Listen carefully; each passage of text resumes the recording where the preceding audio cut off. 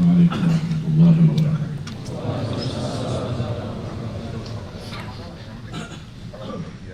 Alhamdulillahi rabbil alamin wa asyhadu an la ilaha illallah wahdahu la syarika lah waliyus salihin wa asyhadu anna sayyidana wa nabiyyana Muhammadan abduhu wa rasuluh as-sadiqul amin. Allahumma salli wa sallim wa barik ala sayyidina Muhammad wa ala alihi wa sahbihi wa man tabi'ahum bi ihsanin ila yaumiddin. Subhanaka la ilma lana illa ma 'allamtana innaka antal alimul hakim. Alhamdulillah, syukurillah, masih diberikan oleh Allah Subhanahu wa taala umur untuk kita menambah ibadah.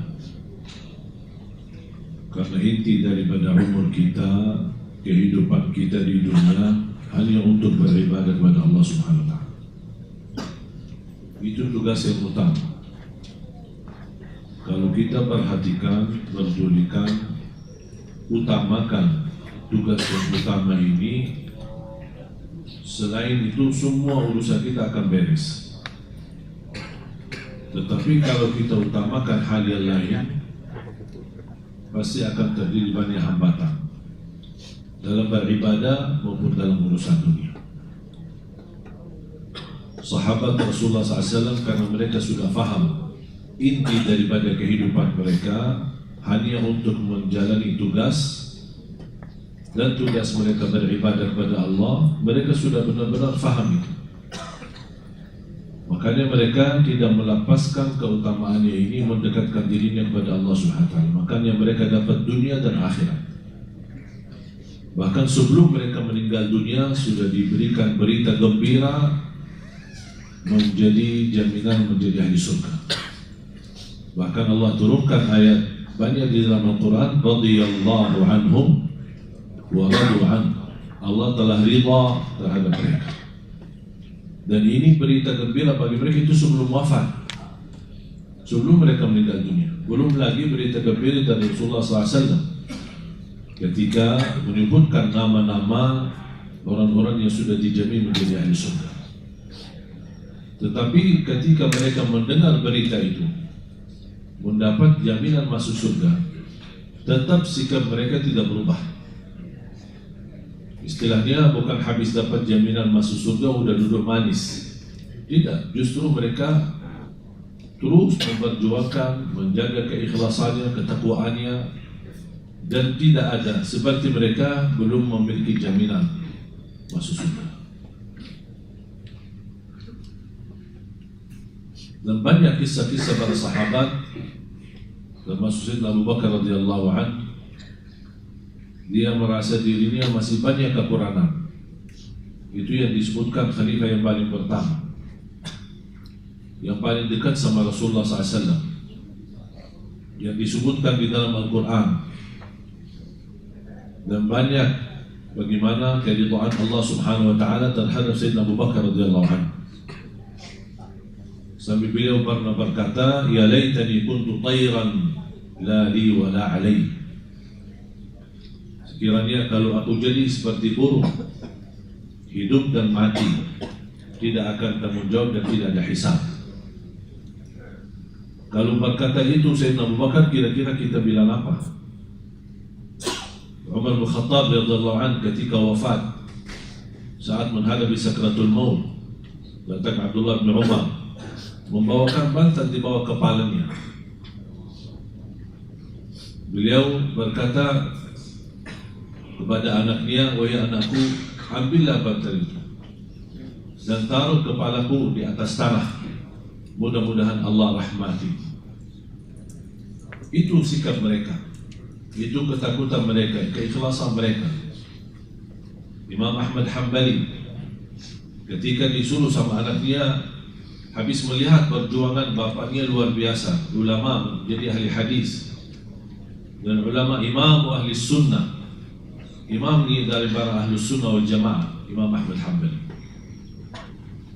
Dan ketika anaknya menyuruh, istirahatlah ayahku, terlalu capek, antara sibuk ibadah, kemudian menulis hadis, mengumpulkan hadis-hadis Rasulullah SAW, Apa kata beliau? Saya tidak akan bisa istirahat sampai 2 telapak kaki saya masuk surga.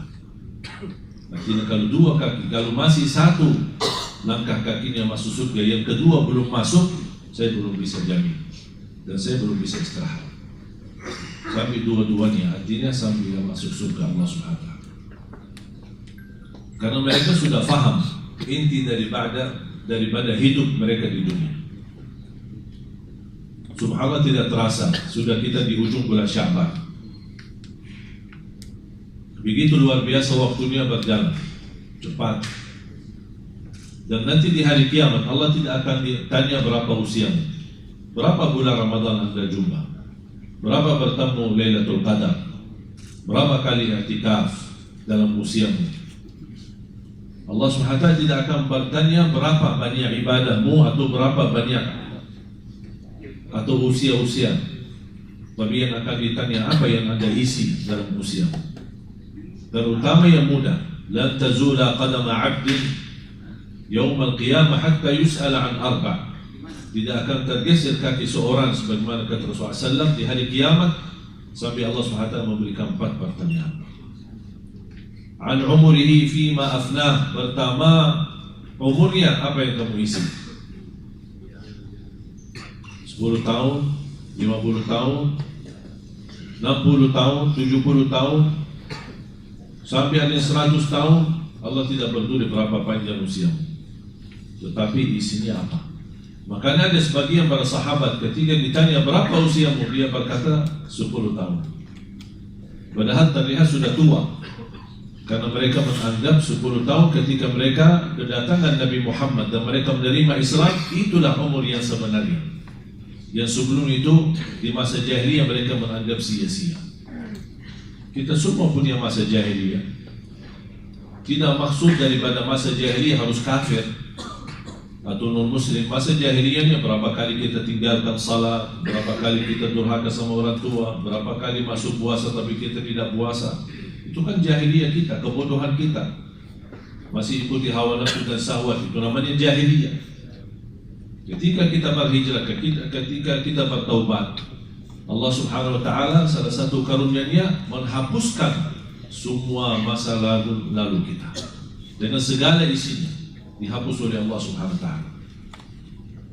Termasuk di bulan Ramadan, makanya disebutkan bulan Ramadan bulan ampunan.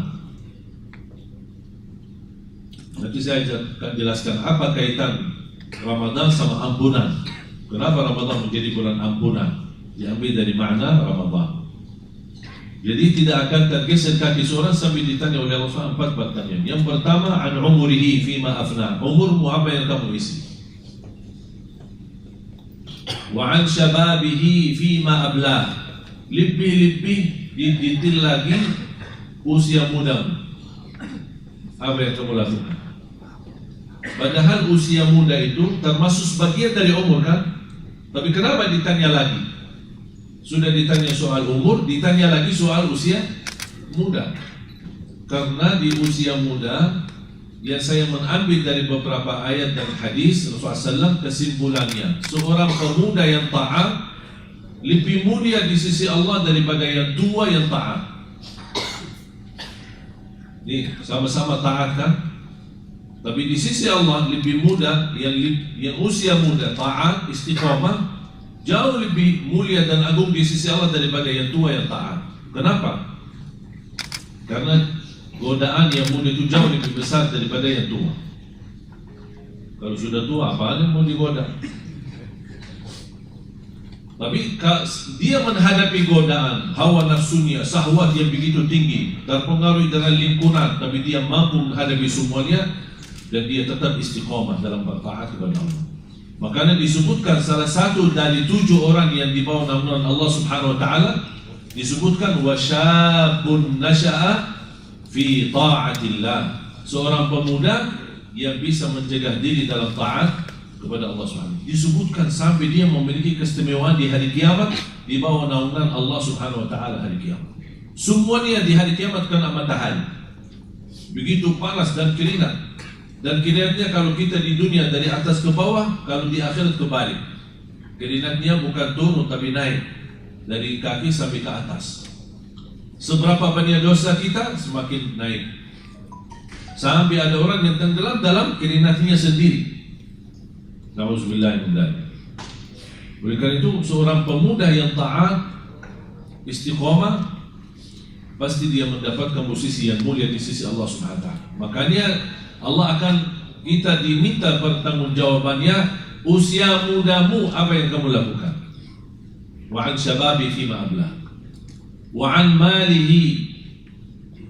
Yang ketiga, wa an malihi, hartamu. Dari mana dan kemana? Disitulah kesulitannya.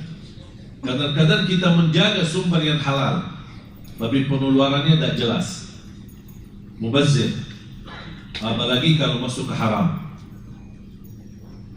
Jadi yang harus kita mempertanggungjawabannya bukan hanya sumber dana dari mana. Allah akan tanya, kemana uang itu? Kemana hartamu? Mana yang buat jalan Allah, di jalan Allah, mana yang buat untuk kehidupan dunia dan hiburan saja? Ini semua harus dipersiapkan pertanggungjawaban. Dan yang akan ditanyakan bukan harta yang haram. Kalau soal yang haram, Allah tidak akan tanya lagi, karena sudah jelas haram. Tapi kita masih melakukannya, itu langsung diazab.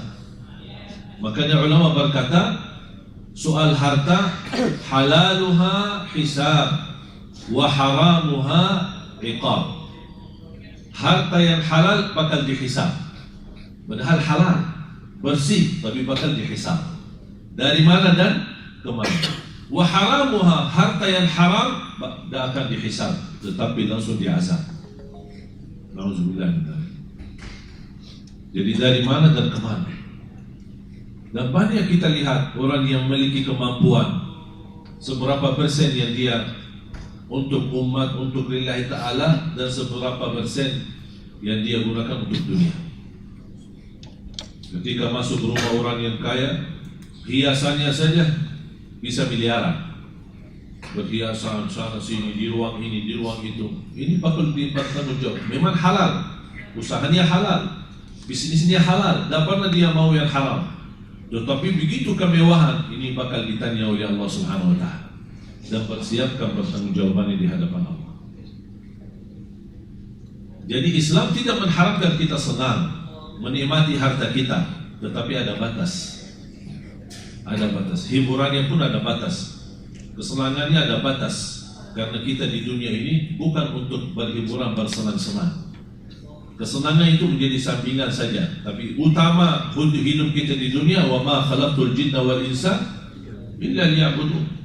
Bagaimana kita bisa menjaga kemuliaan kalimat la ilaha illallah, menjaga sampai kita wafat, dan insyaallah kita wafat dalam mengucapkan la ilaha illallah. Terus yang keempat pertanyaannya, wa an ilmihi madza amila bihi.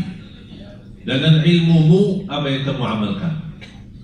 Allah tidak akan tanya berapa banyak belajar, berapa majlis ta'lim Anda hadir, berapa guru kamu berapa Anda mendengar ceramah sana sini, berapa Anda mendengar di YouTube. Allah tidak tanya itu, tapi ditanya amalannya apa. Sudah belajar? Ya. Amal? Belum ada.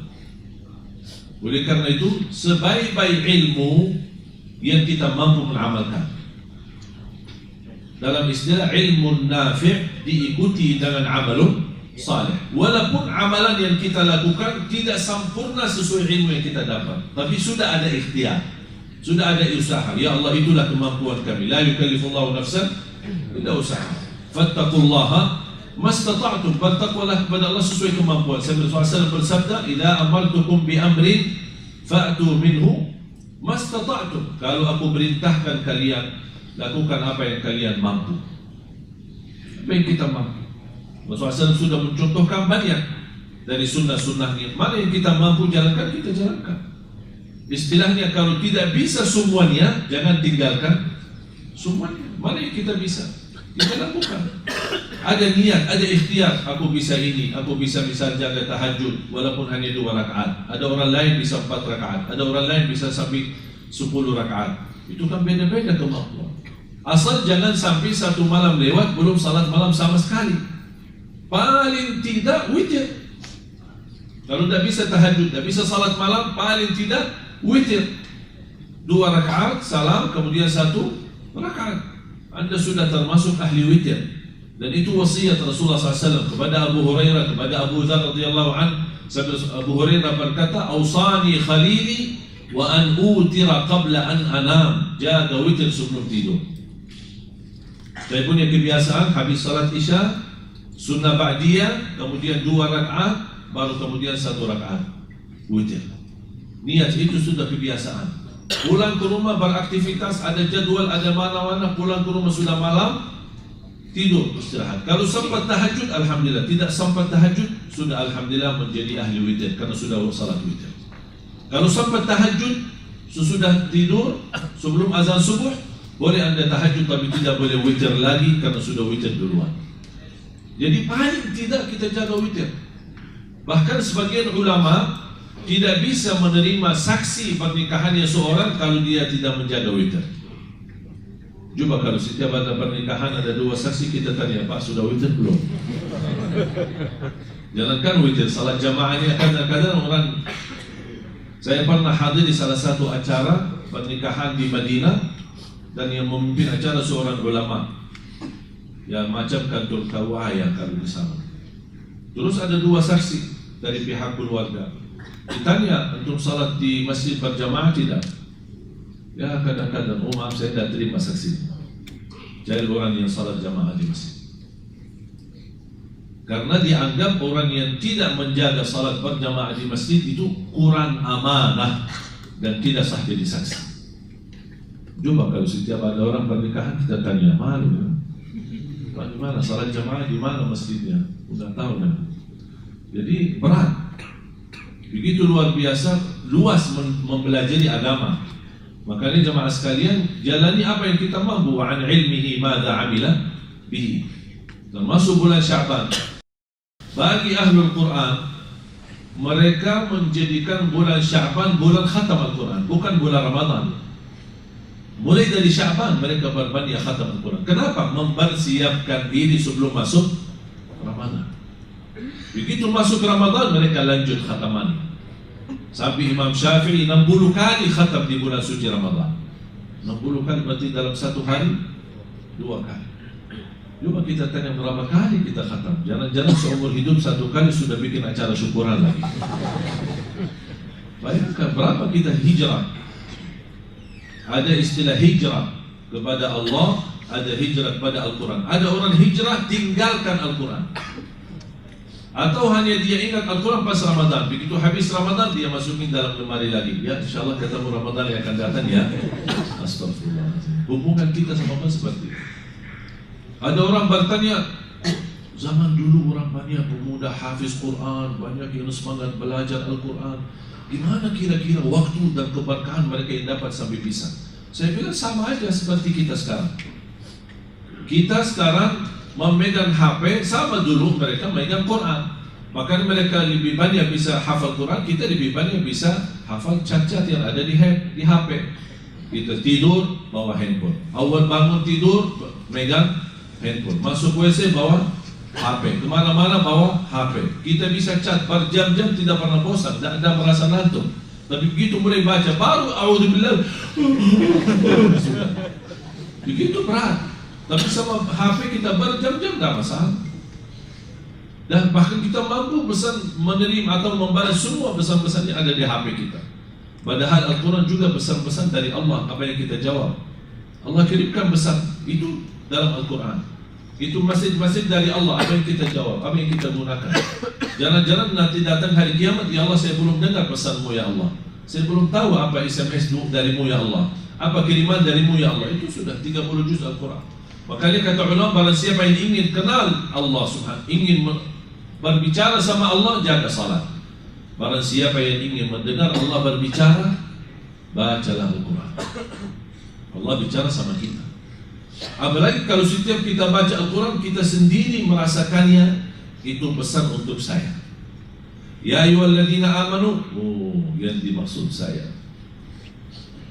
Perintah, oh Allah perintahkan saya. Ada larangan, Allah ingatkan saya. Kalau Allah bahas soal orang munafik, oh jangan-jangan yang dimaksud saya. kita membaca Quran seperti ini agar kita semua isi Al-Quran menjadi pelajaran buat kita. Dan ketika Rasulullah SAW salat, kenapa bisa salat panjang ya Rasulullah SAW?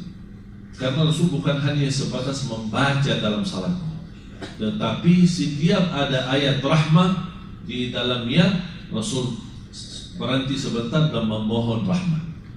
Ketika ada ayat surga, Rasul berhenti dan memohon surga. Ini dalam salat. Ketika ayat neraka, Rasulullah SAW berhenti, na'udzubillah dari neraka, berlindung kepada Allah dari siksa neraka. Ayat ampunan, berhenti dan memohon ampunan. Makanya panjang salat Rasulullah SAW. Memang betul Rasulullah SAW salatnya 11, tidak pernah lebih, sebagaimana kata Siti Aisyah radhiyallahu anha. Tapi tanya bagaimana cara 11 Rasulullah SAW?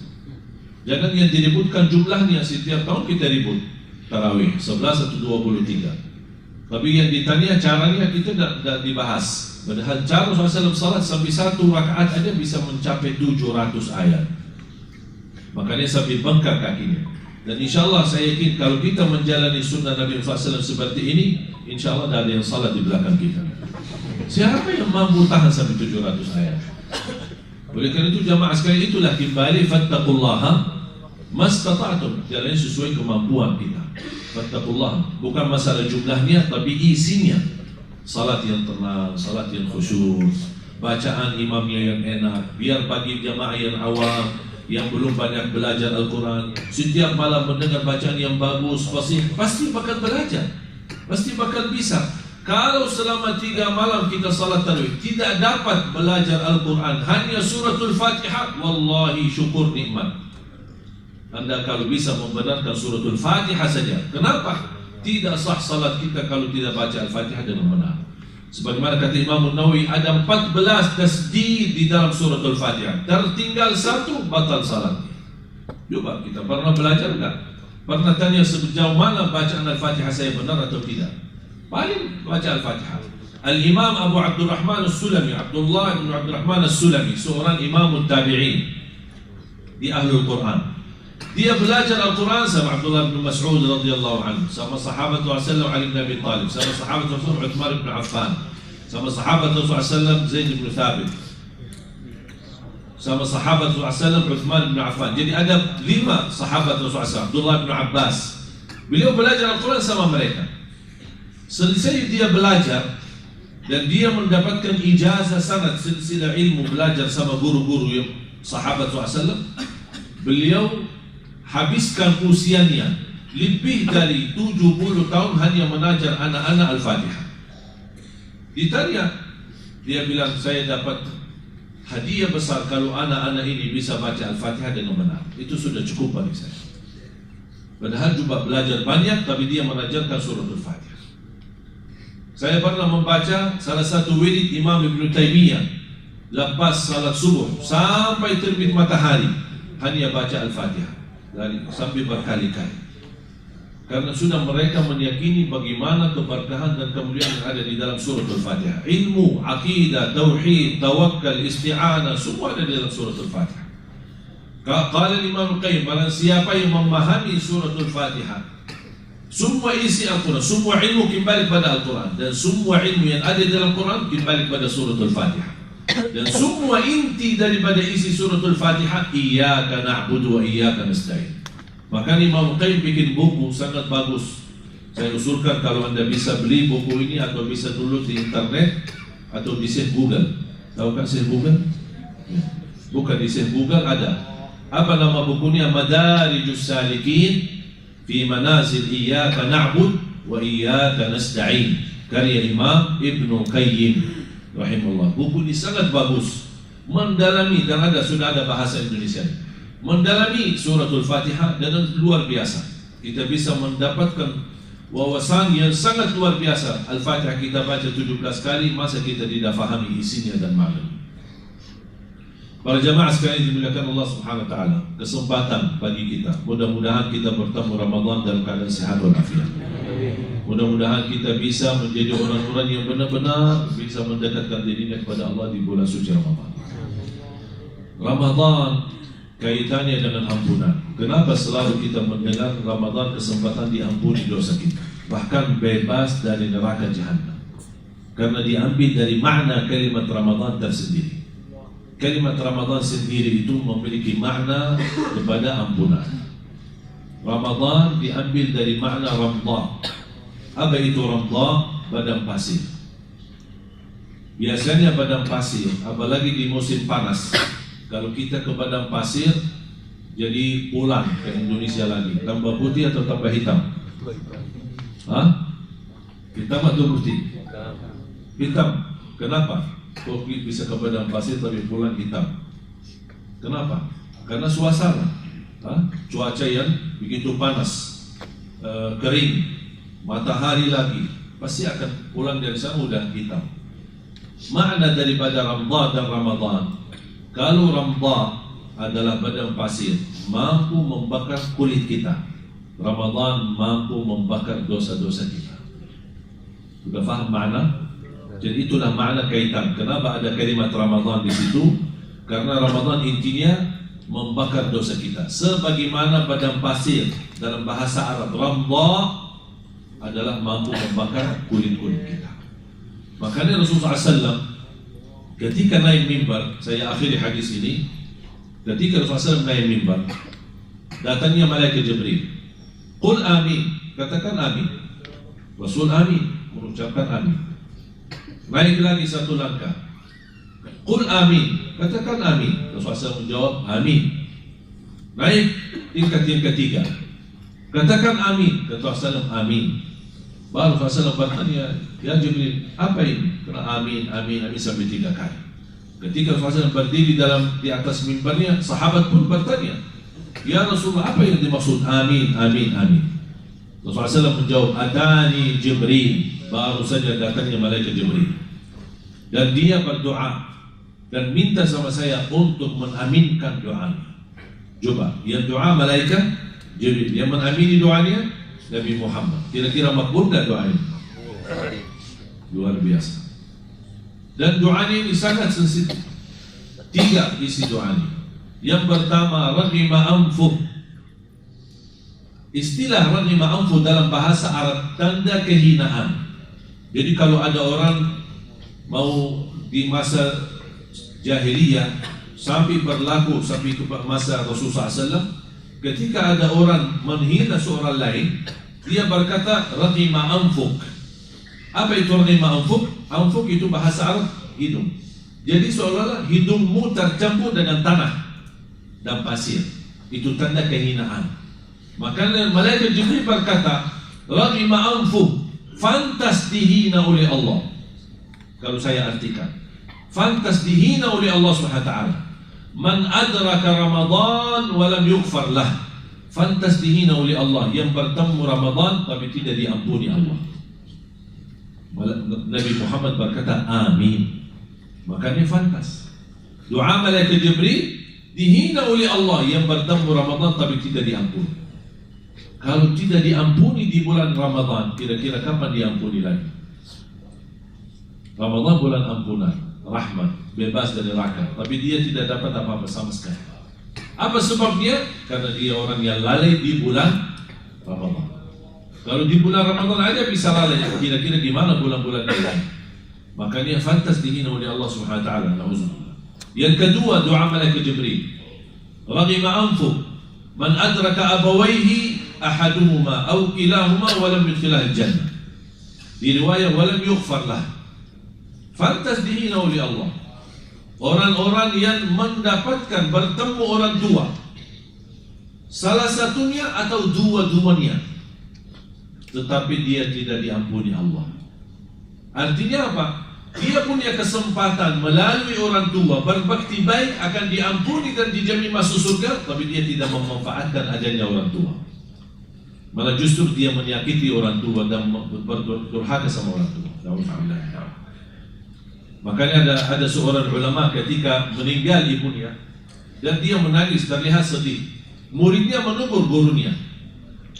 Guru, selama ini guru mengajarkan kami sabar menghadapi bala, musibah, apalagi musibah kematian. Kok kami lihat guru kami malah sedih dan nangis. Apa kata beliau? Saya bukan nangis karena ibu saya meninggal, tapi saya menangis karena baru pintu surga tertutup. Istilahnya melalui berbakti baik sama orang tua, kalau sudah meninggal dunia tertutup sudah pintu, tidak ada lagi melalui mereka. Tapi alhamdulillah karunia dari Islam masih memberikan peluang ketika ada orang tua kita yang sudah meninggal dan kita merasa banyak kekurangan belum bisa selama mereka hidup menjadi berbakti baik. Alhamdulillah Islam masih memberikan peluang untuk beramal saleh untuk mereka. Contohnya adalah sedekah atas nama mereka orang tua, atau berdoa mendoakan orang tua di setiap waktu, setiap saat. Termasuk sedekah ketika Sa'ad bin Ubadah radhiyallahu anhu datang kepada Rasul, ya Rasulullah, ibu saya meninggal, ibu saya wafat. Afa atasaddaqu anha? Apakah boleh saya bersedekah atas nama ibuku? Kata Rasulullah, fatasaddaq anha, bersedekahlah. Kemudian Sa'ad bin Ubadah tanya lagi, ya Rasulullah, fa ayyu sadaqati afdal? Mana sedekah yang lebih baik, yang terbaik? Rasulullah SAW menjawab, saqiyul ma, membagi air minum. Itu sedekah yang terbaik. Dan ini alhamdulillah salah satu kebiasaan kami di masa di Madinah. Pulang dari sekolah, apalagi musim Ramadan atau musim haji, kita suka pas sore hari bagi-bagi air buat orang buka puasa. Kita belajar dari kecil, luar biasa pahala membagi air. Jangankan kepada manusia, mungkin antum sudah dengar hadis wanita yang memberikan air minum kepada anjing, Allah ampuni dosanya. Kira-kira gimana kalau bagi air kepada manusia? Apalagi di kampung yang susah air bersih, kita buat sumur air untuk mereka yang bisa berguna, buat mereka bisa cuci pakaian, buat masak, buat mandi, buat wudu, buat banyak. Alhamdulillah karunia dari Allah, kami telah membangun lebih dari 200-an sumur air di Indonesia. Dan alhamdulillah sangat bermanfaat di kampung-kampung, di desa-desa yang kesulitan air bersih. Dan itu Rasulullah SAW bersabda, saqiyul ma, membagi air. Itu menjadi keberkahan yang luar biasa manfaat. Dan nawaitu, pahala itu untuk orang tua. Dan boleh anda setiap beramal salih, boleh diniatkan untuk orang tua. Atau bisa berdoa, ya Allah, aku mohon titipkan pahala amalan ini untuk orang tua saya. Termasuk misalnya anda baca Al-Quran, selesai baca Al-Quran, boleh anda berdoa, ya Allah, mohon titipkan bacaan saya untuk orang tua. Itu yang saya mendengar fatwa dari Syekh Abdullah bin Mani, salah satu anggota fatwa di Majlis Ulama Arab Saudi. Beliau berkata, ketika ditanya apakah bermanfaat kita kirimkan amalan-amalan untuk orang yang sudah wafat, ya sebagaimana yang berlaku di Indonesia, misal baca yasin, baca tahlil, baca niatnya, apapun isi amalannya, intinya untuk orang yang sudah wafat. Apakah itu boleh atau tidak? Beliau menyebutkan panjang lebar perbedaan pendapat dan masing-masing memiliki dasar. Kesimpulannya, kata beliau, supaya anda keluar dari perbedaan itu, anda selesai amalannya berdoa, ya Allah, aku mohon titipkan pahala bacaanku amalan ini untuk orang tuaku. Dan soal doa untuk orang mayit tidak ada khilaf, sudah disepakati boleh dan bermanfaat. Dan kita selalu baca dalam salat jenazah kita, Allahumma ighfir lahu warham, Allahumma ighfir lil muslimina wal muslimat, yang kita kenal maupun yang tidak kenal. Allahumma ighfir lil muslimina wal muslimat wal mu'minina al-ahya'i minhum wal amwat. Berarti soal doa kita bebas mendoakan orang yang hidup maupun yang sudah wafat. Ada hubungan keluarga maupun tidak ada hubungan keluarga. Lebih bermanfaat sebagaimana Rasulullah bersabda, awaladin salihin yad'u lahu, atau anak yang salih yang mendoakan. Rasul sebut kata doa, makanya muncul berbeda pendapat antara ulama. Oh, kalau doa sudah diizinkan oleh Rasul dari anak untuk orang tua, selain doa tidak boleh. Paham? Selain doa tidak boleh. Itu yang membuat perbedaan pendapat. Ada yang berkata bid'ah, ada yang berkata boleh. Tapi ada supaya keluar dari perbedaan itu, begitu anda mengamalkan, misal sedekah, ya Allah, aku mohon titipkan sedekah ini, pahala sedekah ini untuk orang tua. Berarti anda tidak menitipkan sedekahnya, tapi anda berdoa memohon pahala sedekah ini untuk orang tua supaya keluar dari perbedaan itu. Dan itu masalah panjang lebar. Saya sudah membaca sekian buku luar biasa. Kalau kita mendalami perbedaan itu, masalah apakah boleh tidak untuk beramal, memberikan amalan-amalan untuk orang yang sudah wafat, seperti contohnya baca Quran, seperti contohnya zikir, untuk niatnya untuk orang yang sudah meninggal. Ini sangat sensitif masalah ini karena perbedaan yang luar biasa di antara ulama. Tidak ada sepakatan, tidak boleh sama sekali, dan tidak ada sepakatan boleh semuanya. Makanya keluar dari perbedaan itu, kita kembali pada doa Nabi Muhammad SAW, bagaimana anak yang saleh yang mendoakan. Atau contoh hadis Sa'ad bin Ubadah, sedekah. Ketika ada orang berkata, ya Rasulullah, ibu saya meninggal, apakah saya boleh bersedekah? Berarti ada izin dari Rasul, kita boleh bersedekah. Salah satu amalan yang saya sampaikan kepada jamaah, sedekah subuh. Kalau boleh, mulai hari ini, kalau bisa istiqomah, sedekah subuh. Kenapa saya bilangkan sedekah subuh? Semua sedekah di waktu mana dan dimanapun insya Allah baik, manfaatnya banyak. Tapi kenapa saya fokus sedekah subuh? Karena itu sarannya dari Nabi Muhammad SAW, bukan dari saya. Rasulullah SAW sendiri mengingatkan kita, orang yang bersedekah di setiap subuh Allah turunkan malaikat, 2 malaikat. Satu mendoakan keberkahan yang berinfak di subuh hari. Yang satu lagi mendoakan dijauhkan keberkahannya dari kalau yang tidak infak di subuh hari. Makanya subhanallah, saya mendapatkan pelajaran, dan banyak jamaah mengamalkan amalan ini untuk hajatnya, untuk kesembuhannya, untuk apa saja, luar biasa mendapatkan keberkahannya dan balasannya dari Allah SWT. Sedekah subuh, begitu anda isi, boleh berdoa. Yang saya boleh sebutkan, sedekah disertai doa. Itu namanya at-tawassul bil amal salih. Dan banyak contohnya di hadis-hadis Rasulullah SAW. Misal contoh, kita salat malam, habis salat malam berdoa, tawassul kepada Allah, ya Allah dengan berkahnya salat malam, ya Allah seandainya diterima salat malamku, ya Allah berikan kemudahan.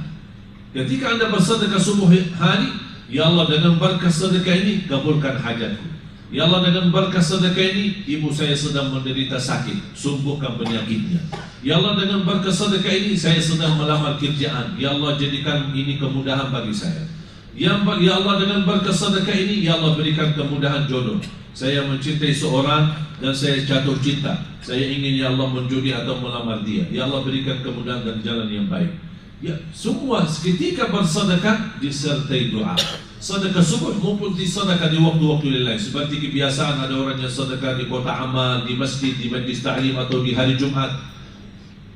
Intinya jangan lupa berdoa. Tawassul kepada Allah dengan doa, namanya tawassul bil amalis salih. Tawassul dengan amal salih. Sebagaimana yang kita baca di hadis-hadis yang 3 orang masuk dalam gua yang tertutup, mereka berdoa kepada Allah dengan amalan mereka masing-masing sampai mereka diselamatkan oleh Allah Subhanahu wa ta'ala. Dan sedekah subuh tidak harus susah mencari anak yatim dan miskin. Mungkin kalau subuh hari susah menemukan anak yatim atau miskin, anda bikin, boleh hari ini bikin kotak amal, simpan di rumah atau kaling atau apa saja, simpan di rumah. Setiap anda habis subuh, sebelum beraktivitas, sebelum keluar rumah untuk bekerja, isi sedekahnya. Bismillah, kita sedekah. Ketika anda isi, disertai doa. Ya Allah dengan berkah sedekah ini saya menghadapi hutang, berikan kemudahan untuk melunasi hutang. Berkahi rezeki saya ya Allah. Apapun hajatnya. Tapi ingat, ketika anda bersedekah, tolong disesuaikan. Jangan sedekahnya koin, tapi doanya sampai terbit matahari. Tidak malu sama Allah. Panjang banget doanya. Padahal sedekahnya cuma koin aja. Ya, tolong disesuaikan. Kalau usulan saya, ketika anda bersedekah, cukup fokus satu hajat. Dan insya Allah banyak yang sudah mengamalkan amalan ini. Subhanallah, termasuk ada satu keluarga sudah lama tidak punya keturunan. Alhamdulillah dengan istiqomah, istighfar, dengan berkah sedekah subuh diberikan kemudahan, alhamdulillah keturunan. Mudah-mudahan insya Allah sama-sama kita belajar bermanfaat. Mudah-mudahan menjadi ahli Al-Quran, para pencinta Al-Quran, diberikan kemudahan menjadi penghafal Al-Quran, berakhlak-akhlakul Quran di bulan suci Ramadan. Mudah-mudahan kita semua mendapatkan, diberikan keridhaan Allah Subhanahu wa ta'ala, dan dirubahkan nasib kita. kalau tertulis nama kita dari menjadi ahli neraka, mudah-mudahan dengan adanya bulan Ramadan, insya Allah berubah nasib kita menjadi ahli surga dan dibebaskan oleh Allah dari siksa neraka Jahannam. Amin ya rabbal alamin. Rabbana atina fid dunya hasanah wa fil akhirati hasanah wa qina adzaban nar. Walhamdulillahi rabbil alamin. Subhanallah wa bihamdika asyhadu an la ilaha illa anta astaghfiruka wa atubu ilaik. Wassalamualaikum warahmatullahi wabarakatuh.